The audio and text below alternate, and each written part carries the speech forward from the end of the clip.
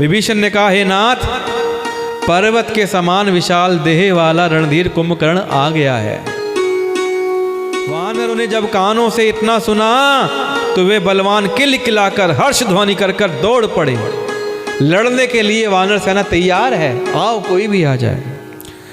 वृक्ष और पर्वत उखाड़ कर उठा लिए। वानर है ना, छूटते ही क्या उठाते हैं? वृक्ष उखाड़ लेते हैं, पर्वतों को उखाड़ लेते हैं, उठा लिए और क्रोध से दांत कटकटाने लगे और उसके ऊपर, किसके ऊपर? कुंभकर्ण के ऊपर फेंकने लगे, डालने लगे कि कोटि कोटि गिरि शिखर प्रहारा, करहि भालु कपि एक एक बारा, मुरयो न मनु तनु टरयो न टारयो, जिमि गज अरक फलनि को मारयो। रीछ वानर एक ही बार में करोड़ों पहाड़ को शिखरों से उस पर प्रहार करते हैं, परंतु इससे ना तो वो मुड़ा और ना ही विचलित हुआ। कुंभकर्ण को कितने भी पत्थर फेंक के मार लिए, पर्वत फेंक के मार लिए, वृक्ष फेंक के मार लिए, कोई फर्क नहीं पड़ता। ना तो भैया कुंभकर्ण को कोई विचलन हुआ, विचलित हुआ, और ना ही शरीर उसका टला। जैसे मदार के फलों की मार से हाथी पर कुछ भी असर नहीं होता। मदार का एक फल होता है जो देखने में आम के जैसा होता, लगता है भारी कितना होगा। उसका उपयोग औषधि में किया जाता है, बड़ा अच्छी उससे औषधि का उपयोग होता है। आयुर्वेद में उसकी बड़ी महत्ता है मदार के फल की। जनवरी और दिसंबर में इस फल की बहुतायत होती है, पैदावार होती है। लेकिन क्या है कि रुई जैसा हल्का होता है, कि देखने में भारी होता है लेकिन रुई जैसा हल्का होता है। तो उसी प्रकार वो ऐसे पत्थरों को फेंक के जब मार रहे हैं कुंभकर्ण पे, तो ऐसे लग रहा है जैसे मदार के फल को हाथी पे मार रहे हैं। अब रुई के गोलों को हाथी पे फेंक के मारोगे तो क्या रुई हाथी को फर्क पड़ेगा? हाथी विचलित ही नहीं होगा, फर्क ही नहीं पड़ेगा। उसी प्रकार वही स्थिति यहाँ पर है कि तब मारुत सुत मुठिका हन्यो पर्यो धरनी व्याकुल सिर धुन्यो, पुनि उठिते ही मारे हनुमंता घुरमित भूतल परे तुरंता। तब हनुमान जी ने एक घूंसा मारा। हनुमान जी के एक घूंसे से कुंभकर्ण व्याकुल होकर पृथ्वी पर गिर पड़ा और सिर पीटने लगा। इतना तेज से हनुमान जी का घूंसा कुंभकर्ण को लगा कि अपना सर पीटने लगा। फिर उसने उठकर हनुमान जी को मारा, वे चक्कर खाकर तुरंत ही पृथ्वी पर गिर पड़े। अब कुंभकर्ण भी कोई कम नहीं है, उसने उल्टा घूंसा मारा। उसके घूंसे से हनुमान जी को भी चक्कर आ गया और पृथ्वी पर गिर पड़े। कि पुनि नल नील ही अवनी पछारे सी, जहां तहां पटकी पटकी भटदारे सी, चली बली मुख सेन पराई, अति भय त्रसित न को समूहाई। फिर उसने नल नील को पृथ्वी पर पछाड़ दिया और दूसरे योद्धाओं को भी जहां तहां पटक पटक कर डाल दिया। वानर सेना सारी भागने लगी, अत्यंत भयभीत हो गई। कोई सामने ही नहीं आता कुंभकर्ण के, सब इधर उधर भाग रहे हैं। अंगद आदि वानरों को मूर्छित करके फिर वह अपरिमित बल की सीमा कुंभकर्ण वानरराज सुग्रीव को कांख में दबाकर चला। कुंभकर्ण ने सुग्रीव को कहां दबा लिया? बगल में दबा लिया। अब चल पड़ा कि शिव जी कहते हैं, हे उमा, श्री रघुनाथ जी तो वैसे ही नर लीला कर रहे हैं जैसे गरुड़ सर्पों के समूह से मिलकर खेलता हो, जो भावों के इशारे मात्र से बिना परिश्रम के काल को भी खा जाता है, उससे कहीं ऐसी लड़ाई शोभा देती है। क्या समझा रहे हैं भोलेनाथ पार्वती को कि ये जो चल रहा है ना, ये सब मनुष्य रूप में नर लीला है, कि किस प्रकार बुराई पर अच्छाई जीती जाती है, वो संघर्ष को दिखाया जा रहा है। नहीं तो हमारे राम जी तो इतने चमत्कारी हैं, इतनी शक्ति है कि भौं के इशारे से काल को भी खा जाएं। भगवान इसके द्वारा जगत को पवित्र करने वाली यह कीर्ति फैलाएंगे, जिसे गा गा कर मनुष्य भवसागर से तर जाएंगे। मूर्छा जाती रही, तब मारुति हनुमान जी जागे और वे सुग्रीव को खोजने लगे। अब जो हनुमान जी गिरे पड़े थे उनको होश आ गया। अब वो किसको ढूंढ रहे हैं? सुग्रीव जी को ढूंढ रहे हैं। सुग्रीव जी कहाँ हैं? कुंभकर्ण की बगल में। सुग्रीव जी की भी मूर्छा दूर हुई, तब वे मूर्धे से होकर, उन्होंने मूर्धा होने की एक्टिंग करने लग गए। ऐसे दिखाया जैसे वो मर गए हैं और वो खिसक गए, कांख से नीचे गिर पड़े। कुंभकर्ण ने जान लिया ये तो मर गए हैं, तो अब गिर गए तो उन्होंने क्या करा, जाते जाते वानर रूप में, वानर तो है ही ना, तो उन्होंने कुंभकर्ण के नाक कान दांतों से काट लिए। कुंभकर्ण के नाक और दांत, नाक और कान काट लिए दांतों से, और फिर गरज कर आकाश की ओर चले। तब कुंभकर्ण ने जाना, अरे कुंभकर्ण, अरे ये तो मेरा पागल बना गया, मैं तो उसको मारा हुआ जान रहा था और ये तो मेरे नाक कान काट के ले गया। अब कुंभकर्ण क्या है? बिना नाक और बिना कान का है। पहले से ही भयानक था, अब और भयानक हो गया बिना नाक और बिना कान का। और ऐसा होके फिर कुंभकर्ण आगे चल पड़ा, सुग्रीव जी काश की ओर चले गए। उसने सुग्रीव का पैर पकड़कर उनको पृथ्वी पर पछाड़ दिया। फिर सुग्रीव ने बड़ी फुर्ती से उठकर उसको मारा, और तब बलवान सुग्रीव प्रभु के पास आए और बोले, कृपया निधान प्रभु की जय हो, जय हो, जय हो। सुग्रीव जी खुश हो रहे हैं, क्यों? क्योंकि वो कुंभकर्ण के नाक और कान काट कर ले आए हैं, और वो खुश होते हुए अपने कृपा निधान की जय हो करते हुए आ गए उनके पास। नाक कान काटे गए ऐसा मन में जानकर बड़ी ग्लानि हुई। कुंभकर्ण बड़ी ग्लानि कर रहा है और क्रोध करने लगा, उसे गुस्सा आ रहा है, अब उसके नाक कान कट गए हैं। एक तो वो पहले से ही भयंकर था, और फिर बिना नाक कान का होने से और भी भयानक हो गया। उसे देखते ही वानरों की सेना में भय उत्पन्न हो गया। इतना भयानक है, वानर लोग उसको देख देख के डर के भाग रहे हैं। सुग्रीव ने कुंभकर्ण के नाक और कान काट दिए, और पहले से ही भयानक कुंभकर्ण और भयानक दिखने लगा। कल हमने चर्चा करी थी ना कि पहले राक्षस अलग होते थे, देवता अलग होते थे। अब राक्षस और देवता अलग नहीं होते हैं, मनुष्य एक ही मनुष्य के अंदर गुणों के आधार पे होते हैं। पहले तो रूप के आधार पर, कि रूप कैसे होते थे राक्षस के? काले कलूटे काजल जैसे लंबे चौड़े भद्दे, और देवता होते थे सुंदर सुंदर। अब क्या है? अब देवताओं और राक्षसों दोनों का घर किसके अंदर है? मनुष्य के शरीर के अंदर है। और देवता और राक्षस पहचाने जाते हैं ना कि शक्ल सूरत के आधार पर, बल्कि गुणों के आधार पर। कि सुंदर व्यक्ति के आचरण और गुण राक्षस के समान हो सकते हैं, और कोई व्यक्ति अगर खूबसूरत नहीं है लेकिन उसका आचरण और उसके गुण देवताओं के समान हो सकते हैं।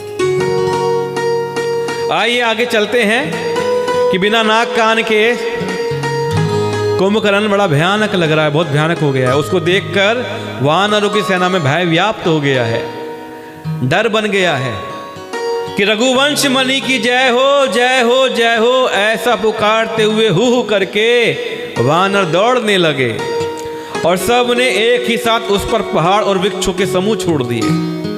सब वानरों ने एक ही साथ कुंभकर्ण पर पहाड़ और बड़े बड़े पेड़ एक ही बार में छोड़ दिए, फेंक के मारे। अब रण के उत्साह में कुंभकर्ण विरुद्ध होकर उनके सामने ऐसा चला मानो क्रोधित होकर काली आ रहा हो। अब उल्टा चलना शुरू कर दिया कुंभकर्ण ने, वानर सेना की तरफ आ रहा है। ऐसा लग रहा है जैसे स्वयं काल वानर सेना को ग्रसने के लिए आ रहा हो। वह करोड़ करोड़ वानरों को एक साथ पकड़ पकड़ कर खाने लगा। वो उसके मुंह में इस तरह घुसने लगे मानो पर्वत की गुफा में टिड्डियां समा रही हों। इतना बड़ा मुख है और जरा जरा से बानर उसके मुख में ऐसे जा रहे हैं जैसे पर्वत की गुफा में टिड्डियां जा रही हों। कि करोड़ों वानरों को पकड़कर उसने शरीर से मसल डाला, करोड़ों को हाथों से मलकर पृथ्वी की धूल में मिला दिया। पेट में गए हुए भालू और वानरों के ठट के ठट उसके मुख, नाक और कानों की राह से निकल निकल कर भाग रहे हैं। अब जो उसने मुंह से वानर और रीछ खा लिए थे वो पेट से निकल निकल के, नाक के, कान के, मुंह के रास्ते निकल निकल कर भाग रहे हैं, क्योंकि छोटे छोटे वानर हैं और बड़ा सा कुंभकर्ण है कि कुंभकर्ण की नाक से, मुंह से, कान से सारे वानर और रीछ निकल निकल कर भाग रहे हैं। रण के मध्य में मत राक्षस कुंभकर्ण इस प्रकार गर्वित हुआ। जब वो जीतने लगा तो उसके अंदर गर्व आने लगा, अहंकार आने लगा कि मानो विधाता ने उसको सारा विश्व अर्पित कर दिया और ले बेटा खा, जितना खा सकता है वानरों को खा ले, और उसे वह ग्रास कर जाएगा, यानी उसे वह खा जाएगा। सब योद्धा भाग खड़े हुए, कुंभकर्ण से दूर भाग रहे सारे वानर योद्धा, और वे लौटाए भी नहीं लौटते। आंखों से उन्हें सूझ नहीं पड़ता और पुकारने से सुनते नहीं है। कुंभकर्ण ने वानर सेना को तितर बितर कर दिया, सारी वानर सेना इधर उधर हो गई। यह सुनकर राक्षस सेना भी दौड़ पड़ी। अब राक्षस सेना जो दौड़ के इधर उधर घूम रही थी, डरी हुई थी, उसके अंदर भी आत्मविश्वास आ गया। श्री रामचंद्र जी ने देखा कि अब से अपनी सेना व्याकुल हो गई है और शत्रु की सेना नाना प्रकार से आ गई है।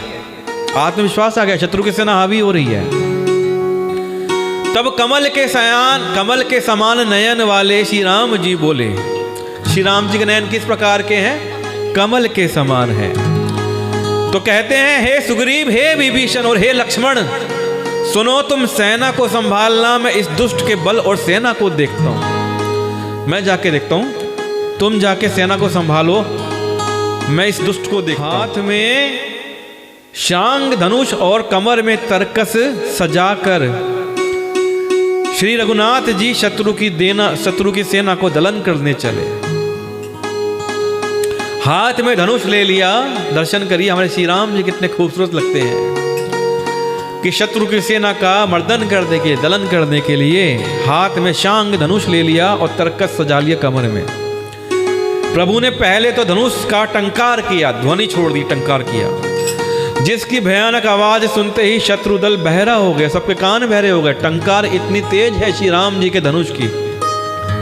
और फिर सत्य प्रतीक श्री राम जी ने 1,00,000 बाण छोड़े। कितने? 1,00,000 बाण छोड़े। वे ऐसे चले मानो पंख वाले काले सर्प चले जहां तहां बहुत से बाण चले, जिनसे भयंकर राक्षस योद्धा कटने लगे। उनके चरण, छाती, सिर और भुजदंड कट रहे हैं। अब राक्षस की सेना कट रही है, किसी के पांव कट रहे हैं, तो किसी की छाती, और किसी का सर, तो किसी का भुजाएं कट रही हैं। बहुत से वीरों के 100 टुकड़े हो जाते हैं। मतलब एक राक्षस के 100 टुकड़े हो गए, इतने टुकड़े हो गए। घायल चक्कर खा खा कर पृथ्वी पर गिर पड़ रहे हैं, सब गिर रहे हैं राक्षस। उत्तम योद्धा फिर संभल कर उठते और लड़ते हैं। अब उसमें जो उत्तम योद्धा हैं, जिनके अंदर ज्वाला है कि हमको लड़ना है, वो वापस उठते हैं, फिर लड़ने के लिए प्रयास करते हैं। बाण लगते ही वे मेघ की तरह गरजते हैं, चिंघाड़ते हैं। बहुत से तो कठिन बाण को देखकर ही भाग जाते हैं। बिना मुंड के प्रचंड रुंड दौड़ रहे हैं, बिना मुंड के यानी बिना सर के रुंड दौड़ रहे हैं।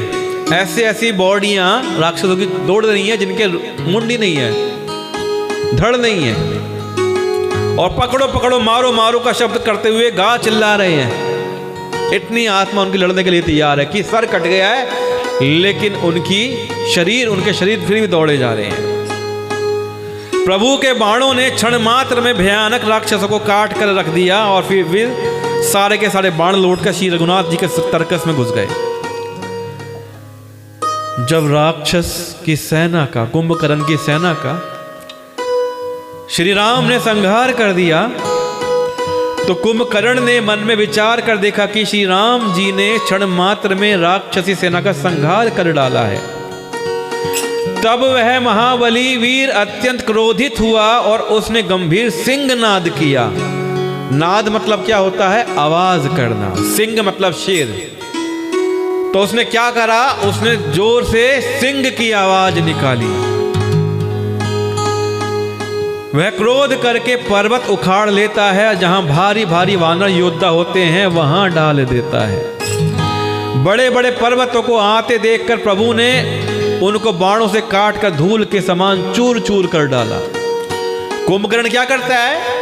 बड़े बड़े पर्वतों को उखाड़ता है और वानर सेना के ऊपर फेंकता है। श्री राम जी बाण चलाते हैं, उस पर्वत के टुकड़े टुकड़े कर देते हैं, धूल धूल कर देते हैं, जिससे वानर सेना को चोट नहीं पहुंचती। फिर श्री रघुनाथ जी ने क्रोध करके धनुष को तान कर बहुत से अत्यंत भयानक बाण छोड़े।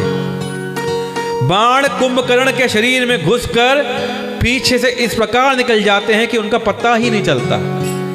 किस प्रकार का शरीर है कुंभकर्ण का कि बाण चलाया राम जी ने और बाण शरीर को भेदता हुआ पीछे से निकल गया, कि उनका पता ही नहीं चलता कि बिजलियां बादल में समा जाती हैं। जिस प्रकार बादल से बिजली कड़कती है और बादल में समा जाती है, इसी प्रकार वो जो बाण है कुंभकर्ण के शरीर में भेदते हुए आगे निकल जाते हैं। उनके काले शरीर से रुधिर बहता हुआ ऐसी शोभा देता है। अब बाण लग गए कुंभकर्ण के तो क्या बह रहा है? रुधिर। रुधिर किसे बोलते हैं बेटा? रुधिर किसे बोलते हैं? खून, ब्लड। और कुंभकर्ण का शरीर किस रंग का है? काले रंग का है। तो काले शरीर से रुधिर बहता हुआ ऐसी शोभा देता है मानो काजल के पर्वत से गेरू के पनाले बह रहे हो। गेरू क्या होता है? गेरू ऑरेंज कलर का होता है, लाल रंग का होता है गेरू का जो खून होता है। तो जब कुंभकर्ण का शरीर है उससे रक्त बह रहा तो ऐसा लग रहा है जैसे काजल के पर्वत से गेरू बह रहा हो। पनाले मतलब नाले बह रहे, नली नाले बह रहे हो। उसे व्याकुल देखकर रीछ वानर दौड़ पड़े और वे ज्यों ही निकट आवे त्यों ही वे हंसा। अब सब पास आ गए तो कुंभकर्ण हंसने लगा। अब कुंभकर्ण व्याकुल हो गया। तो जो वानर योद्धा हैं, रीछ वानर हैं, अब कुंभकर्ण की तरफ दौड़ते हैं। कुंभकर्ण के नजदीक आते हैं, कुंभकर्ण जोर से हंसता है और बड़ा घोर शब्द करके गरजता है। एक ही बार में करोड़ करोड़ वानरों को पकड़कर वह गजराज की तरह उन्हें पृथ्वी पर पटकने लगा। सब वानरों को पृथ्वी पर पटकने लगा कुंभकर्ण और रावण की दुहाई देने लगा, रावण की जय जयकार करने लगा। यह देखकर रीछ वानरों के झुंड ऐसे भागे जैसे भेड़ियों को देखकर भेड़ों के झुंड भाग जाते हैं। शिव जी कहते हैं कि हे भवानी, वानर और भालू व्याकुल होकर आर्तवाणी से पुकारते हुए भाग चले हैं। वे कहते हैं कि यह राक्षस दुर्भिक्ष के समान है जो अब वानर कुल रूपी देश में पड़ना चाहता है। हे कृपा रूपी जल के धारण करने वाले मेघ रूप श्री राम, हे खर के शत्रु, हे शरणागत के दुख हरने वाले, रक्षा कीजिए, रक्षा कीजिए। करुणा भरे वचन सुनते ही भगवान धनुष बाण सुधार कर चले। महाबलशाली श्री राम जी ने सेना को अपने पीछे कर लिया और वे अकेले ही क्रोधपूर्वक आगे चले, आगे बढ़ते हैं और सेना पीछे पीछे है। उन्होंने धनुष को खींचकर 100 बाण इकट्ठे संधान कर दिए, 100 बाण कस दिए एक ही बार में अपने धनुष पर। बाण छूटे और उसके शरीर में समा गए। बाणों के लगते ही वह क्रोध में भर कर दौड़ा। उसके दौड़ने से पर्वत डगमगाने लगे और पृथ्वी हिलने लगी। इतना भारी भरकम है ना, मोटा है ना, मोटे के दौड़ने से पर्वत डगमगाने लगे और पृथ्वी हिलने लगी। मोटा कहीं का, इतना मोटा और इतना विशाल का है, बड़ा है। लेकिन जो भी है, कल हमने चर्चा करी थी ना कि कुंभकर्ण श्री राम से असीम प्रेम करता है, अंदर ही अंदर श्री राम के प्रेम में है, भक्ति में है कुंभकर्ण। लेकिन क्या कहें, वो भातृभक्ति के कारण, अपने भाई की भक्ति कारण लड़ाई में उतर आया है, क्योंकि वो अपने भाई का साथ दे रहा है। लेकिन वो खुश है कि आज उसका संहार श्री राम के हाथों होगा। कुंभकर्ण ने एक पर्वत उखाड़ दिया, बड़ा सा एक पहाड़ था, कुंभकर्ण ने वो पहाड़ उखाड़ दिया। रघुकुल तिलक श्री राम जी ने वो भुजा ही काट दी अपने बाण से, जिस भुजा से कुंभकर्ण ने पर्वत उठाया हुआ था। लेकर भी आक्रमण क्या करेगा? जिस भुजा से कुंभकर्ण ने पर्वत उठाया ना, उस भुजा को श्री राम जी ने अपने बाण से काट दिया, काट डाला और भुजा नीचे गिर पड़ी। और एक भुजा के नीचे कई योद्धा आकर मारे गए। इतनी विशाल भुजा है ना। अब जब दाई भुजा कट गई तो उसने बाएं हाथ से पर्वत को उठाया। अब एक हाथ कट गया है कुंभकर्ण का, दूसरे हाथ से पर्वत को उठाया और उस पर्वत को लेकर दौड़ पड़ा। प्रभु श्री राम ने उसकी वो भुजा भी काट दी।